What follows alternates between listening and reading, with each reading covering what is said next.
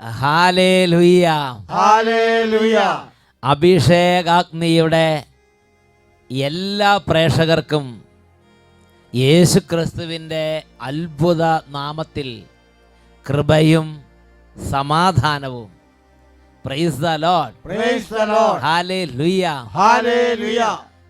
ഇന്ന് നാം ചിന്തിക്കുന്ന വിഷയം ഞെരുക്കുന്ന ദൗർഭാഗ്യങ്ങളിൽ ശാന്തത വെടിയരുത്. Don't be disheartened in times of tribulation. അനേകം വ്യക്തികളുടെ ജീവിതങ്ങളിൽ കണ്ണുനീരും കഷ്ടതകളും വരുമ്പോൾ അവരുടെ ജീവിതത്തിൻ്റെ അടിപതറി, ആപത്തിൽ അടിപതറി, ജീവിതം താളം തെറ്റി, ദൈവത്തിൽ നിന്നും സഹോദരങ്ങളിൽ നിന്നും അകന്നുപോയി അന്ധകാരപരമായ അവസ്ഥകളിലേക്ക് നീങ്ങുന്നതായി അച്ഛൻ ശ്രദ്ധിച്ചിട്ടുണ്ട്. പ്രിയപ്പെട്ട സഹോദരങ്ങളെ, മറിച്ചുള്ള ആളുകളും ലോകത്തിലുണ്ട്. എത്ര കഠിനമായ വേദന വന്നാലും ആ വേദനയിൽ തകരാതെ അപ്പോഴും പ്രാർത്ഥിച്ച്, അപ്പോഴും വിശ്വസിച്ച്, അപ്പോഴും ദൈവത്തെ സ്നേഹിച്ച്, സഹോദരങ്ങളുള്ള ബന്ധം നിലനിർത്തി അങ്ങനെ ജീവിതത്തിൽ ആത്മസംയമനത്തോടെ മുന്നോട്ട് പോകുന്ന ആളുകളുമുണ്ട്. എന്താണ് ദൈവം നമ്മളോട് ആവശ്യപ്പെടുന്നത് എന്നാണ് ഈ സമയത്ത് നമ്മൾ ചിന്തിക്കാൻ പോകുന്നത്. പ്രഭാഷകന്റെ പുസ്തകത്തിൽ 2-ാം അധ്യായത്തിൽ 4-ാം തിരുലിഖിതം, book of Sirach chapter 2 verse 4, അവിടെ നമ്മൾ വായിക്കുന്ന എങ്ങനെയാണ്: വരുന്ന ദുരിതങ്ങളെല്ലാം സ്വീകരിക്കുക, ഞെരുക്കുന്ന ദൗർഭാഗ്യങ്ങളിൽ ശാന്തത വെടിയരുത്. വരുന്ന ദുരിതങ്ങളെല്ലാം സ്വീകരിക്കുക, ഞെരുക്കുന്ന ദൗർഭാഗ്യങ്ങളിൽ ശാന്തത വെടിയരുത്. Book of Sirach chapter 2 verse 4, accept whatever happens to you, and in times of humiliation be patient. In times of humiliation be patient. ഞെരുക്കുന്ന ദൗർഭാഗ്യങ്ങളിൽ ശാന്തത വെടിയരുത്. എന്നുറക്കെ പറയാ, hallelujah, hallelujah. Price the lord, praise the Lord. പ്രിയപ്പെട്ട സഹോദരങ്ങളെ, ഒരു ദിവസം ഒരു ദൈവ പൈതലിനെ കാണാനിട വന്നു. ആ ദൈവ പൈതൽ വളരെ ദൈവകൃപയും എളിമയും വളരെ സ്നേഹവും നിറഞ്ഞ ഒരു ജീവിതം. ആ സഹോദരൻ പറയുകയാണ്, എൻ്റെ ഭാര്യ വർഷങ്ങളായി മാനസിക രോഗിയാണ്. എനിക്ക് സന്തോഷത്തോടെ ഒന്ന് ചോറ് കൊടുക്കാനോ സന്തോഷത്തോടെ ഒരു കാര്യം ചെയ്തു കൊടുക്കാനോ എൻ്റെ ഭാര്യയ്ക്ക് എനിക്ക് കഴിയുന്നില്ല. കാരണം വർഷങ്ങളായി മാനസിക രോഗിയാണ്. ഈ അടുത്ത 1-2 വർഷങ്ങളായി എൻ്റെ ഭാര്യ ക്യാൻസർ രോഗം പിടിപെട്ട് കഷ്ടപ്പെടുകയാണ്. ഒരു വശത്ത് മാനസിക രോഗത്തിൻ്റെ തകർച്ചയും വേദനയും, അതിൻ്റെ കൂട്ടത്തിൽ ക്യാൻസർ പിടിപെട്ട് വ്രണം വന്ന് ദുർഗന്ധം വന്ന് മെഡിസിൻ എടുക്കേണ്ട ഒരു വലിയ തരത്തിലുള്ള കഠിനമായ വേദനയിലൂടെ ആ ജീവിതം കടന്നു പോവുകയാണ്. ഇതെല്ലാം കണ്ടുകൊണ്ട് സ്നേഹനിധിയായൊരു ഭർത്താവ് ആ ഭാര്യയെ പരിചരിക്കുകയാണ്. പ്രിയപ്പെട്ട സഹോദരങ്ങളെ, ആ ഭർത്താവിനെ കണ്ടപ്പോൾ ആ ഭർത്താവിൻ്റെ മുഖത്ത് ഒരു പ്രത്യേക ശാന്തത, ഒരു പ്രത്യേക കോപമോ ഒരു അസംതൃപ്തിയോ ഒരു നിരാശയോ മദ്യപിച്ച് എങ്ങനെയെങ്കിലും ജീവിതം നശിപ്പിക്കണമെന്ന് ആഗ്രഹമോ ലക്കുകെട്ടൊരു ജീവിതമൊന്നുമല്ല. അടുക്കും ചിട്ടയുമുള്ള ജീവിതം, നിയന്ത്രണമുള്ള ജീവിതം. കാരണം അദ്ദേഹം പറയാണ്, എൻ്റെ ദൈവം ദോഷമായിട്ടൊന്നും അനുവദിക്കില്ല. അദ്ദേഹം ദൈവത്തിന് അടിയുറച്ച് ഇപ്പോഴും വിശ്വസിക്കുകയാണ്. അദ്ദേഹം പ്രാർത്ഥനയിൽ ഇപ്പോഴും വിശ്വസിക്കുകയാണ്. അദ്ദേഹം പ്രാർത്ഥിച്ചും ദൈവത്തെ വിശ്വസിച്ചും സഹനത്തിൻ്റെ നാളുകളിലൂടെ കടന്നു പോവുകയാണ്. ഇത് തന്നെയല്ലേ പ്രഭാഷകന്റെ പുസ്തകം നമ്മളെ ഉത്ബോധിപ്പിക്കുന്നത്?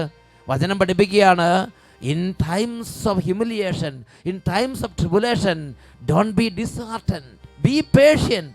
കർത്താവിൻ്റെ വചനം ഉത്ബോധിപ്പിക്കുകയാണ്, ഞെരുക്കുന്ന ദൗർഭാഗ്യങ്ങളിൽ ശാന്തത വെടിയരുത്. ആ വചനം ഒന്ന് ഉറക്കെ പറയാം. പ്രഭാഷകൻ 2:4, വരുന്ന ദുരിതങ്ങളെല്ലാം സ്വീകരിക്കുക, വരുന്ന ദുരിതങ്ങളെല്ലാം സ്വീകരിക്കുക, ഞെരുക്കുന്ന ദൗർഭാഗ്യങ്ങളിൽ ശാന്തത വെടിയരുത്. Hallelujah, hallelujah. Praise the lord, praise the lord. പ്രിയപ്പെട്ട സഹോദരങ്ങളെ, ബൈബിളിൽ book of Genesis chapter 21 verses 15 to 19, ഉൽപ്പത്തിയുടെ പുസ്തകം 21-ാം അധ്യായം 15 മുതൽ 19 വരെ തിരുലിഖിതങ്ങൾ. അവിടെ ഒരു കുടുംബത്തിൻ്റെ അനുഭവം രേഖപ്പെടുത്തപ്പെട്ടിട്ടുണ്ട്. അബ്രാഹത്തിൻ്റെ കുടുംബത്തിൽ ഹാഗാർ എന്ന് പേരുള്ള ഒരു ദാസി ഉണ്ടായിരുന്നു. ഹാഗാർ എന്ന് പേരുള്ള ഈ ദാസിക്ക് ഒരു പുത്രൻ ജനിച്ചു, Ismail.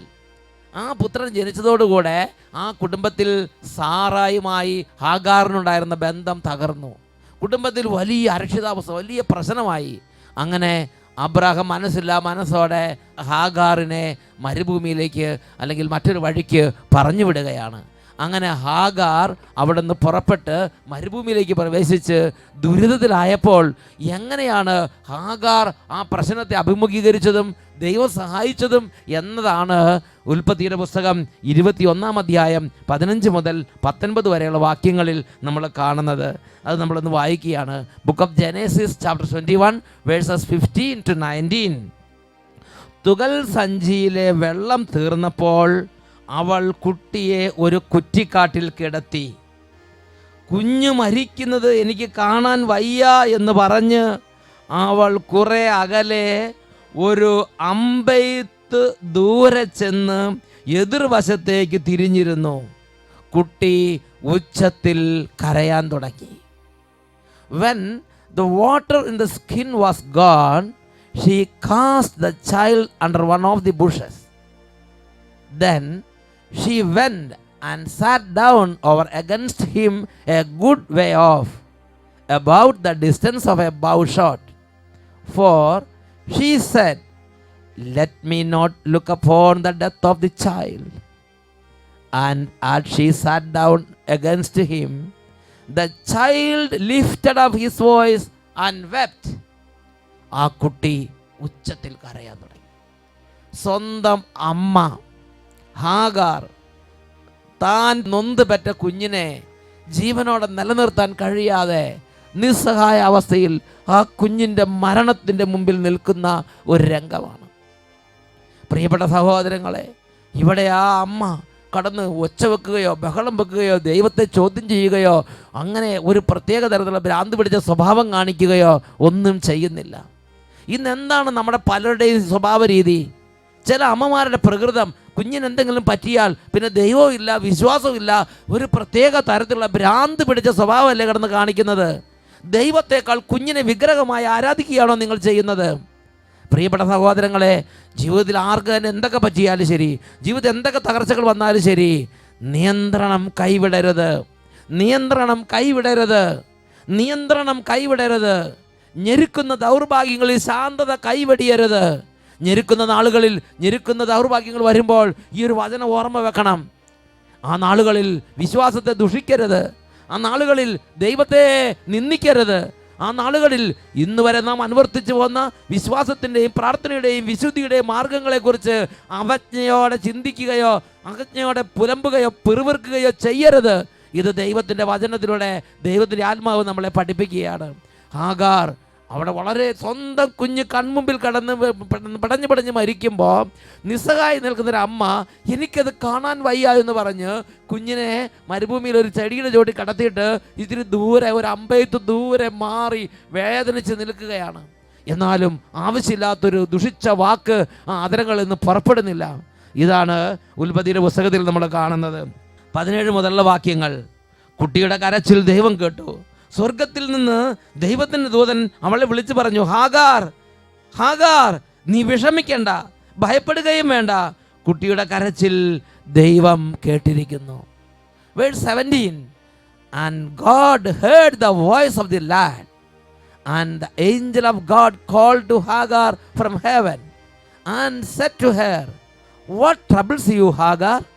Fear not, for God has heard the voice of the lad where he is. Praise the Lord. Praise the Lord. Hallelujah. Hallelujah.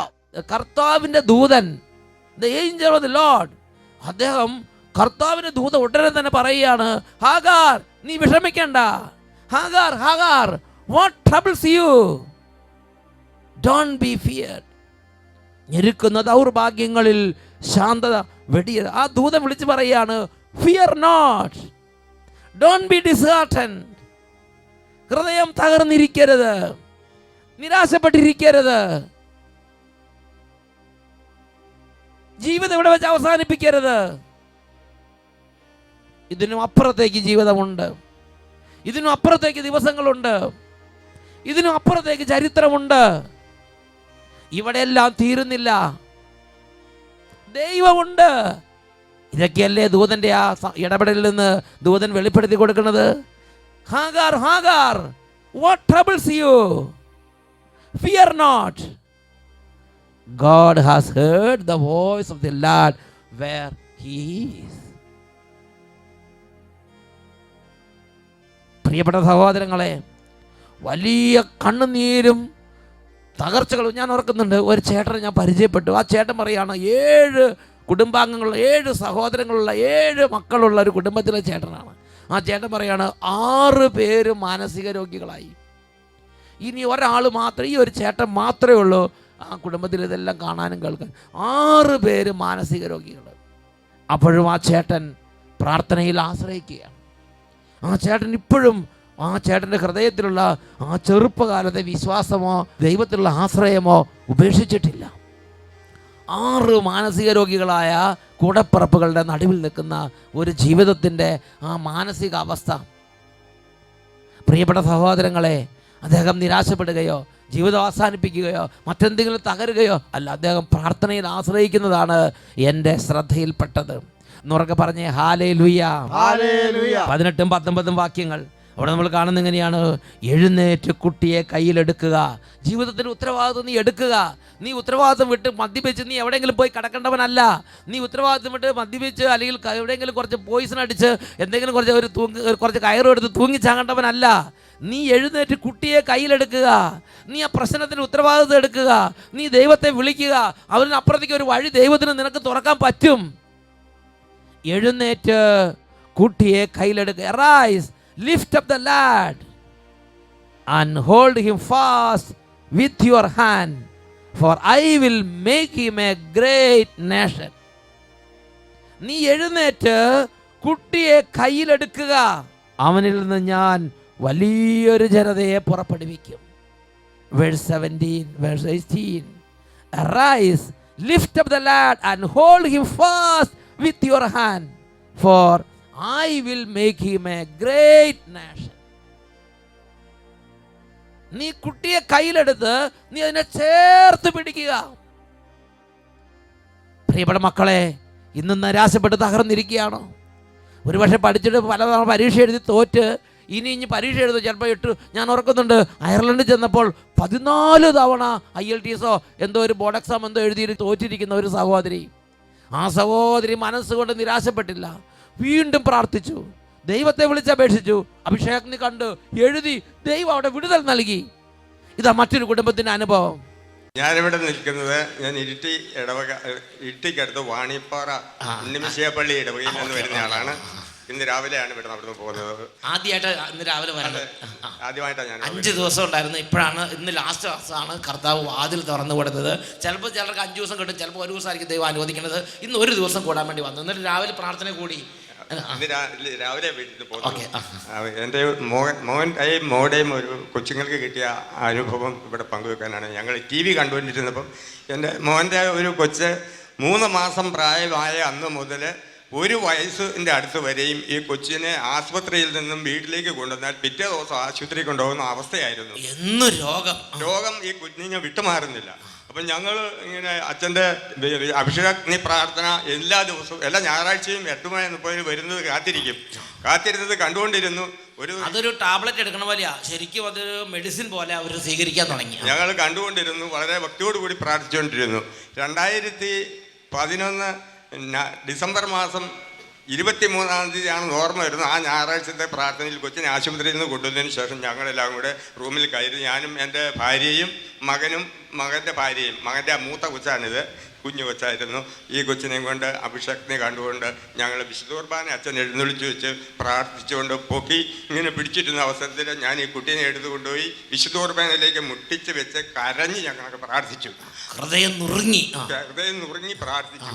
അതിനുശേഷം ഇപ്പോൾ 3 വയസ്സ് കഴിഞ്ഞു, 4ാമത്തെ വയസ്സിലേക്ക് പ്രവേശിച്ചു. ഇന്ന് വരെയും ആശുപത്രിയിൽ പ്രാർത്ഥനയിൽ ഈശോയാണ് ഹീലിംഗ് കൊടുക്കുന്നത്.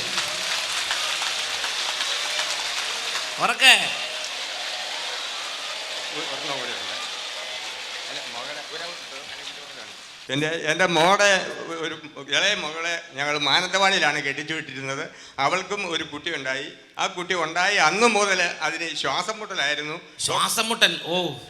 ഡോക്ടറെ കൊണ്ടുപോയി കാണിച്ചപ്പോൾ ഡോക്ടർ പറഞ്ഞു, ഈ കുട്ടിക്ക് ഇത് മരുന്നിട്ട് വലിപ്പിക്കാതെ മറ്റു യാതൊരു മാർഗവും ഇല്ല, ഇത് വിട്ടുപോകുന്ന ലക്ഷണമില്ല എന്ന് പറഞ്ഞു. എന്ത് വിട്ടുപോയിട്ടൊരു ജീവിതം ഇനി പ്രതീക്ഷിക്കണ്ട, അതുപോലെ കൂടപ്പിറപ്പായിട്ട് വന്നിരിക്കണതാ എന്ന് ഡോക്ടർമാർ പറഞ്ഞു. അപ്പം ഞാൻ ഇവരെ ഞങ്ങളെ അറിയിച്ചപ്പോൾ ഞങ്ങൾ വിളിച്ചു പറഞ്ഞു, നമുക്ക് ഇങ്ങനെ കിട്ടിയ അനുഭവം ഉണ്ടല്ലോ, നമുക്ക് നേരത്തെ വന്ന് അഭിഷേകത്തിൽ പ്രാർത്ഥിച്ചപ്പോൾ മോന്റെ സുഖം പ്രാപിച്ചതല്ലേ, ഈ കുട്ടിക്കും ഈശോ സൗഖ്യം കൊടുക്കും എന്ന് പ്രത്യാശ പറഞ്ഞു. അപ്പോൾ അവരും ഇങ്ങനെ TV കാണാൻ തുടങ്ങി.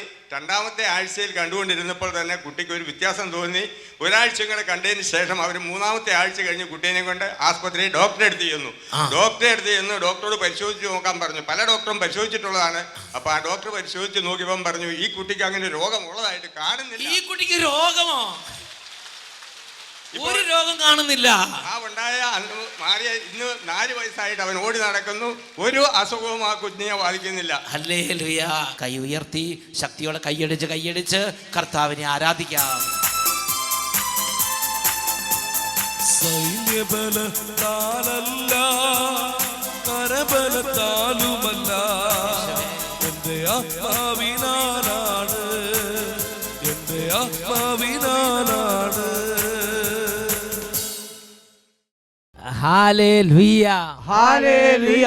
പ്രിയപ്പെട്ട സഹോദരങ്ങളെ, നോക്കുക, ഒരു കുടുംബത്തിൽ മനസ്സ് തകരാവുന്ന വലിയൊരു ബുദ്ധിമുട്ട്, പക്ഷേ ദീർഘകാല ജീവിതത്തിൻ്റെ അനുഭവത്തിൽ നിന്ന് പ്രശ്നങ്ങളുടെ നടുവിൽ തളർന്നു പോകാതിരിക്കാൻ ദൈവത്തിൻ്റെ പ്രത്യേകമായൊരു സഹനശക്തി കിട്ടിയ കുടുംബനാഥൻ ഞെരുക്കത്തിലും തകർച്ചയിലും കണ്ണുനീരിലും മുന്നോട്ട് നോക്കിയാലും ഉത്തരം കിട്ടാത്ത വിധം അവ്യക്തത നിറഞ്ഞ അന്തരീക്ഷത്തിലും ആ കുട്ടിയെ കൈകളിലെടുത്ത് വചനത്തിൻ്റെ മുമ്പിലിരുന്ന് പ്രാർത്ഥിക്കുക. പാരമ്പര്യമായി തലമുറകളായി പകർന്നു കിട്ടിയ വിശ്വാസത്തിൻ്റെ ശുശ്രൂഷകളെ കുട്ടിയെയും കൂടെ പങ്കെടുപ്പിക്കുക. ആ വിശ്വാസത്തിൻ്റെ ശക്തി കുട്ടിക്ക് സൗഖ്യമാകാൻ വേണ്ടി ദൈവത്തിന് മുമ്പിൽ എളിമപ്പെട്ട് കാത്തിരിക്കുക. ഇത് തന്നെയല്ലേ നമ്മുടെ പൂർവികരായ ലക്ഷോപലക്ഷം നമ്മുടെ പൂർവികർ അവരുടെ ഞെരുക്കങ്ങളിലും കണ്ണുനീരിലും ചെയ്തത്. ഒരു ബുദ്ധിമുട്ട് വരുമ്പോൾ, ഒരു തകർച്ച വരുമ്പോൾ എല്ലാം ഇട്ടെറിഞ്ഞ് ഒരു വകതിരിവില്ലാത്ത പോലെ അങ്ങോട്ട് പോവുകയാണോ? അങ്ങോട്ട് നശിപ്പിക്കുകയാണോ ജീവിതം? അവർ പ്രത്യാശയോടെ ദൈവത്തിന് മുമ്പിൽ കാത്തിരിക്കുകയാണ്. അവർ പ്രാർത്ഥിച്ചും തീർത്ഥാടനം നടത്തിയും നേർച്ച നേർന്നും ദൈവത്തിൻ്റെ ഇടപെടലിന് വേണ്ടി വെയിറ്റ് ചെയ്യുകയാണ് ചെയ്യുന്നത്. ഹാഗാറിൻ്റെ ജീവിതത്തിൽ ഒരു വലിയ പ്രതികൂലം, എന്നാൽ അവൾ ജീവിതം നശിപ്പിക്കാൻ കൂട്ടാക്കിയില്ല. അവൾ എല്ലാം ഇട്ടെറിയാൻ കൂട്ടാക്കിയില്ല. അവൾ താഴ്മയോടെ നിന്നു. എന്നാൽ ദൈവം അത് കണ്ടു, ഇടപെട്ടു. 19-ാമത്തെ വാക്യത്തിൽ ദൈവം അവളുടെ കണ്ണ് തുറന്നു. അവൾ ഒരു കിണർ കണ്ടു. അവൾ ചെന്ന് തുകൽ സഞ്ചി നിറച്ച് കുട്ടിക്ക് വെള്ളമെടുത്ത് കുടിക്കാൻ കൊടുത്തു. Verse 19, then God opened her eyes and she saw a well of water, and she went and filled the skin with water and gave the lad a drink.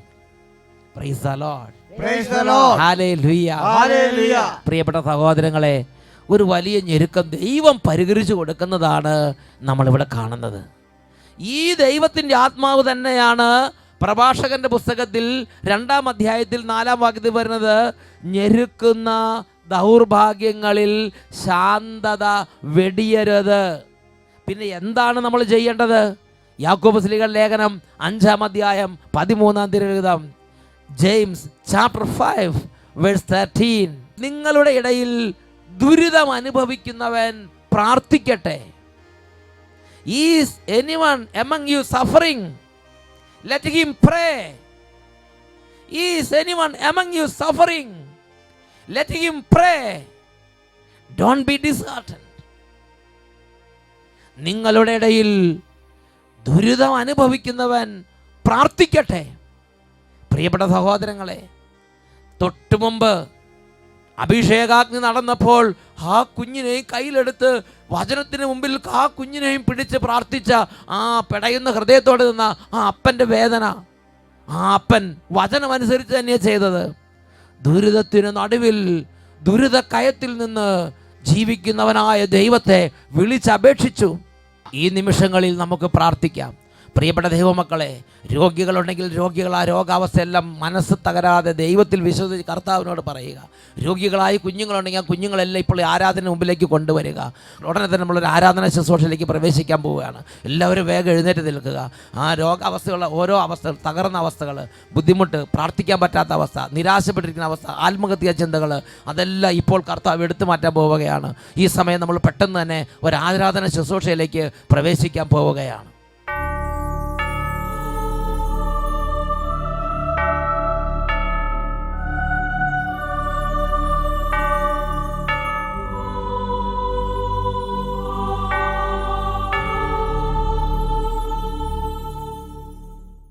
Hallelujah, hallelujah.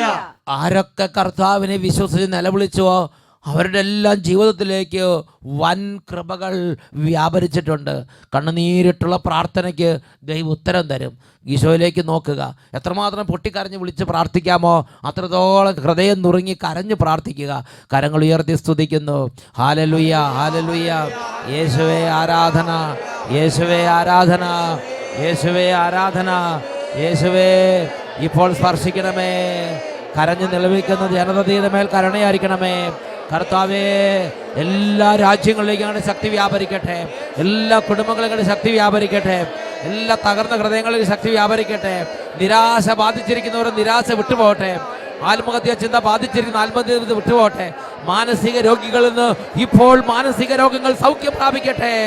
കഠിനമായ തകർച്ചകളിൽ നിന്ന് കുടുംബങ്ങൾ രക്ഷപ്രാപിക്കട്ടെ. കർത്താവേ, അങ്ങയെ ഉപേക്ഷിച്ച് മദ്യപാനത്തിൽ അകപ്പെട്ട് ദുർനടപ്പിൽ അകപ്പെട്ടിരിക്കുന്ന സഹോദരി സഹോദരങ്ങളെയും കുടുംബങ്ങളെയും ഈ സമയം ആശീർവദിക്കുന്നു. അങ്ങയുടെ നാമത്തിൽ കുടുംബങ്ങളിൽ വിടുതൽ സംഭവിക്കട്ടെ. Glory, glory, glory, glory, glory, glory. Hallelujah, hallelujah, hallelujah. യേശുവേ ആരാധന, ആരാധന, ആരാധന. യേശുവേ ആരാധന, ആരാധന, ആരാധന, ആരാധന. യേശുവേ, യേശുവേ. ബാലികാബാലന്മാരെ അനുഗ്രഹിക്കണമേ. യുവതിവാക്കന്മാരെ അനുഗ്രഹിക്കണമേ. വിദ്യാർത്ഥികളെ അനുഗ്രഹിക്കണമേ.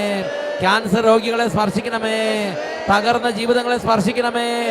ദാമ്പത്യ പരാജയമുള്ള കുടുംബങ്ങളെ അനുഗ്രഹിക്കണമേ. ഇപ്പോൾ അന്ധകാര പീഡകളെ ആട്ടിപ്പായിക്കണമേ. വഴക്കിന്റെ കലഹത്തിന്റെ അരുവികൾ തകരട്ടെ. വിദ്വേഷത്തിന് വൈരാഗ്യത്തിന്റെ അരുവികൾ തകരട്ടെ. എല്ലാ കേസിടപാടുകളിലും ദൈവശക്തി വ്യാപരിച്ച് അന്ധകാരങ്ങൾ നീങ്ങിപ്പോകട്ടെ. Hallelujah, hallelujah. കർത്താവിന്റെ ശക്തിയാൽ കുടുംബങ്ങൾ വിടുതൽ പ്രാപിക്കട്ടെ. Hallelujah, hallelujah. Glory, glory, glory, glory. യേശുവേ, യേശുവേ, യേശുവേ, യേശുവേ. സൗഖ്യം വിടുതൽ ഇന്നീ ജനതയിൽ ഒഴുകട്ടെ. യേശുവിൽ നിന്നും ശക്തി പുറപ്പെട്ട് സൗഖ്യം വിടുതൽ ഇന്നീ ജനതയിൽ ഒഴുകട്ടെ. ബന്ധനങ്ങൾ അഴിയട്ടെ, അടിമത്തങ്ങൾ മാറട്ടെ. യേശുവിന്റെ നാമത്തിൽ വിടുതൽ പ്രാപിച്ചിടട്ടെ.